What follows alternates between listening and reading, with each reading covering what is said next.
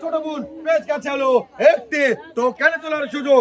এই যে টোকেন আইবার রয়েছে, দেখার বেলা কি রয়েছে টোকেনের গায়ে, দেখবো কি রয়েছে এই ছোট্ট আপুর জন্য রয়েছে আমার। সবাই টেনশন করে যে আল্লাহ কি পাইলো,